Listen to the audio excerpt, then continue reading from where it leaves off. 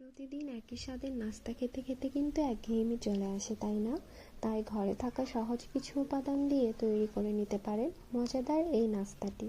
সকালে বা বিকালের নাস্তায় চায়ের সাথে এটি হতে পারে দুর্দান্ত জুটি।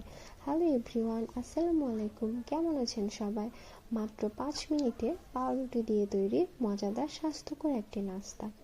তো আমি এখানে নিয়েছি ধনিয়া পাতা, কাঁচামরিচ, আলু সেদ্ধ, গাজর কুচি, শসা কুচি, লবণ স্বাদ মতো, পাউরুটি। চাইলে এটার সাথে কিন্তু মাংসও অ্যাড করা যেতে পারে। তো সবগুলো উপাদান মিশিয়ে নিতে হবে। এই তো এখানে ধনিয়া পাতা, কাঁচামরিচ, আলু সিদ্ধ, গাজর কুচি, শসা কুচি, লবণ স্বাদ মতো সবগুলো উপাদানকে একসাথে মিশিয়ে নিয়েছি। তারপর এই মিশ্রণটাকে পাউরুটির উপর সুন্দর করে সেট করে নিচ্ছি।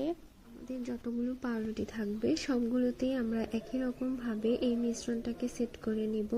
আর আমি এখানে একটু চালের গুঁড়ার সাথে সামান্য একটু পানি মিশিয়ে পাতলা একটা মিশ্রণ তৈরি করে নিয়েছি। অল্প একটু তেল দিয়ে দিয়েছি গরম হওয়ার জন্য।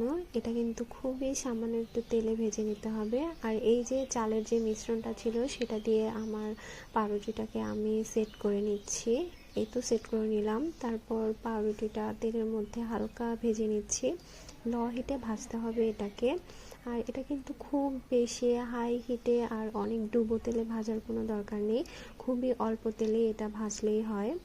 এই তো পাউরুটির এপাশ ওপাশ দুই পাশে উল্টিয়ে আমরা সুন্দর করে হালকা তেলে ভেজে নিলাম। সবগুলো পাউরুটিকে আমরা একই রকম ভাবে ভেজে নিব। এই তো আমাদের পাউরুটি ভাজা হয়ে গিয়েছে। হালকা ভেজে নিয়ে সসের সাথে আর সালাদের সাথে পরিবেশন করলেই কিন্তু তৈরি হয়ে গেল মজাদার এই ঝাল ঝাল স্বাস্থ্যকর নাস্তাটি। আপনারা ট্রাই করে দেখতে পারেন। ভিডিওটা ভালো লাগলে লাইক, কমেন্ট এন্ড শেয়ার করতে ভুলবেন না। সবাই ভালো থাকবেন, পাশে থাকবেন। আল্লাহ হাফেজ।